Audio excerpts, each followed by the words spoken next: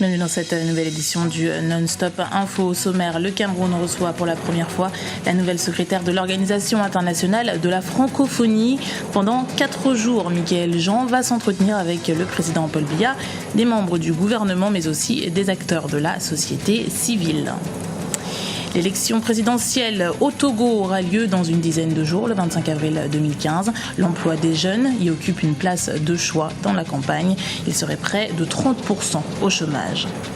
Et puis, quel bilan pour l'OHADA, l'Organisation pour l'harmonisation en Afrique du droit des affaires. 22 ans après sa création, un atelier d'échange sur les actes uniformes révisés était organisé ce lundi à Paris. Mais d'abord, en Côte d'Ivoire, personne n'ira à la CPI, la Cour pénale internationale. C'est la promesse qu'a faite le président Alassane Ouattara ce week-end devant les familles de victimes de la crise post-électorale 2010-2011. Une crise où 3000 personnes ont été tuées, rappelons-le. Le chef d'État s'est ainsi engagé à ce que les criminels de guerre soient désormais jugés en Côte d'Ivoire. Le président qui a également appelé à ce que les condamnés demandent pardon à leurs victimes avant de pouvoir espérer toute grâce présidentielle. Première visite au Cameroun pour la secrétaire de l'Organisation internationale de la francophonie, Michaël Jean. Un voyage officiel de 4 jours où elle s'entretiendra avec le président Paul Biya et d'autres membres du gouvernement. La coopération entre le Cameroun et l'OIF sera également abordée. Birama Saonera. La secrétaire générale de l'Organisation internationale de la francophonie, Michaël Jean, entame ce lundi 13 avril une visite officielle au Cameroun. Lors de son séjour, elle s'entretiendra mardi avec le président Paul Biya. La secrétaire générale de l'OIF va aussi rencontrer des acteurs politiques, des représentants de la communauté internationale ainsi que la société civile camerounaise. Cette visite permettra de consolider la coopération entre l'organisation transcontinentale et l'État du Cameroun. La coopération et les liens entre la République du Cameroun et l'Organisation internationale de la francophonie sont riches et fructueux. C'est notamment pour cela que je tenais à me rendre au Cameroun pour mon 2e déplacement officiel en Afrique depuis ma prise de fonction. Le Cameroun fait aujourd'hui face au problème de la secte islamiste Boko Haram. Ainsi, la lutte contre le terrorisme sera également au centre des discussions entre les autorités camerounaises et la secrétaire générale de la francophonie. On peut s'attendre également que soit discuté des questions diplomatiques et stratégiques sensibles, notamment ce qui a trait à la lutte contre le terrorisme dans le bassin du lac Tchad, à la jonction de l'Afrique de l'Ouest et de l'Afrique centrale. C'est une question qui préoccupe un certain nombre d'États de ces 2 sous-régions que sont l'Afrique occidentale et l'Afrique centrale, et qui préoccupe évidemment aussi une organisation internationale comme l'OIF. La secrétaire générale prononcera un important discours devant les étudiants et le corps professoral des universités Yaoundé 1 et 2 le mercredi 15 avril. À cette occasion, le titre de docteur honoris causa lui sera décerné. 3 personnes ont été blessées ce lundi en Guinée lors d'une manifestation de l'opposition. La police a tiré à balles réelles dans le quartier d'Amdalaya, Conakry, la capitale. Les manifestants défilaient contre l'insécurité et contre le pouvoir. La commission électorale a repoussé la date de l'élection présidentielle au mois d'octobre 2015, ce qui a décalé les élections locales à 2016, un scrutin attendu depuis 2005. L'élection présidentielle au Togo aura lieu dans une dizaine de jours, le 25 avril 2015. L'emploi des jeunes occupe déjà une place de choix dans la campagne. Il serait près de 30% au chômage. Reportage de notre correspondant, Lefty Ounou. La question de l'emploi des jeunes s'inscrit dans la feuille de route de tous les candidats en lice pour la présidentielle du 25 avril 2015. Aimé Tchabouré Gogué, l'un des candidats de l'opposition togolaise de l'Alliance des démocrates pour le développement intégral ADDI, estime que la trop forte présence des jeunes dans le Zémidjan n'est pas à encourager. Nous ne pouvons pas considérer ça comme un secteur promoteur d'avenir pour les jeunes. Il faudra trouver des moyens pour soit leur conversion ou bien développer d'autres secteurs, notamment dans le secteur agricole. Nous allons essayer d'améliorer la productivité agricole en allouant plus de ressources à la recherche agricole, en faisant un meilleur suivi, encadrement des paysans. Cette campagne a progressivement démarré à Lomé. Pour de nombreux jeunes, c'est une occasion propice pour sensibiliser le public sur les fondamentaux de la paix.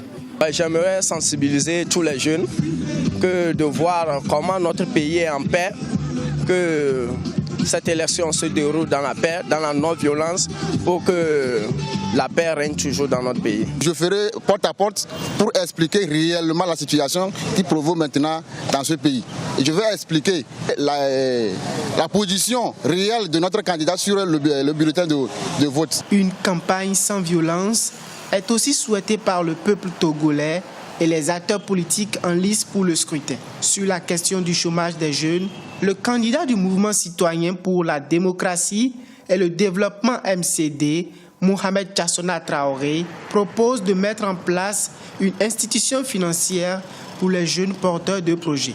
Il prévoit créer 40 000 emplois en 5 ans. Les Soudanais étaient appelés aux urnes lundi pour élire leur président de la République et leurs députés. Le président sortant, Omar El-Béchir, brigue son dernier mandat. Les principaux partis de l'opposition ont appelé, eux, à boycotter le scrutin. Kekeli Afeto.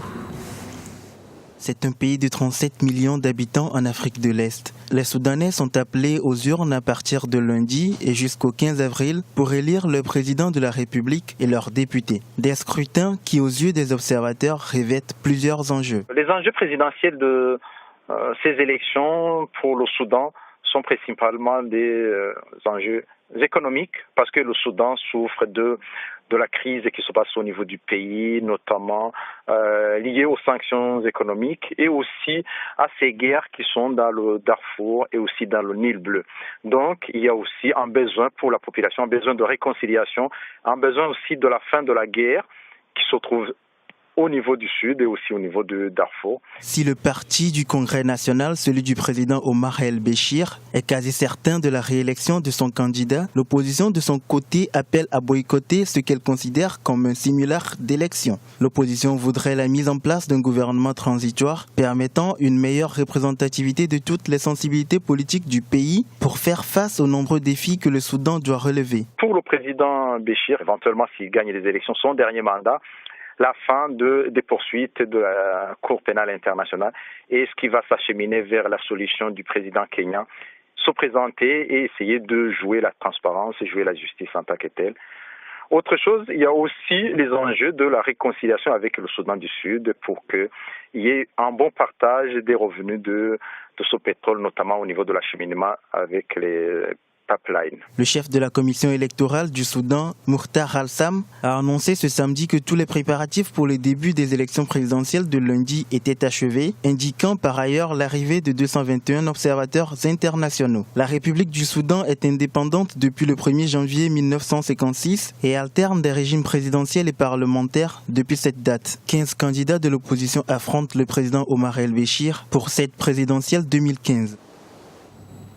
Zoom sur l'OHADA, l'Organisation pour l'harmonisation en Afrique du droit des affaires, créée en 1993. Elle a pour principaux objectifs la facilitation des échanges et des investissements, ainsi que la garantie de la sécurité juridique et judiciaire des activités des entreprises. On fait le point avec Ibrahim Ndiaye. Quel est le bilan de l'OHADA, l'Organisation pour l'harmonisation en Afrique du droit des affaires, 22 ans après sa création? Elle a plusieurs objectifs et œuvre en faveur de l'intégration juridique des pays membres.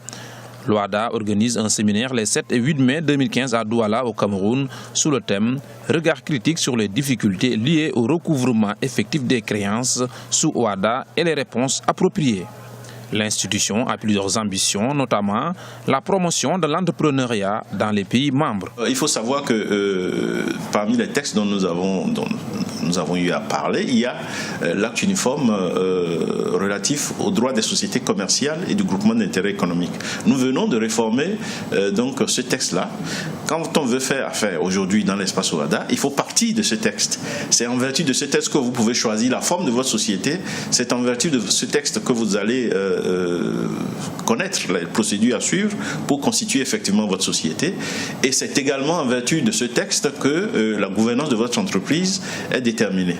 Vous voyez, donc il est très important que cela soit quelque chose de perçu comme et de vécu comme facilitant vraiment la création d'entreprises. Ce rendez-vous devrait permettre à à l'institution de trouver des solutions aux difficultés auxquelles elle est confrontée. L'OHADA s'occupe de réglementer le fonctionnement des entreprises et également, spécialement, d'encourager le mouvement de ces entreprises dans le sens d'une installation dans notre zone, dans les 17 pays concernés. Nous avons révisé des textes qui étaient en vigueur depuis quelques années et à la demande des milieux d'affaires, des retouches ont été apportées, des améliorations et il était question d'échanger avec ces milieux sur ces révisions qui sont intervenues. Depuis sa mise en place par le traité de Port-Louis du 17 octobre 1993, l'Organisation pour l'harmonisation en Afrique du droit des affaires, l'OHADA, reste une institution internationale de plein exercice dotée d'une personnalité juridique internationale.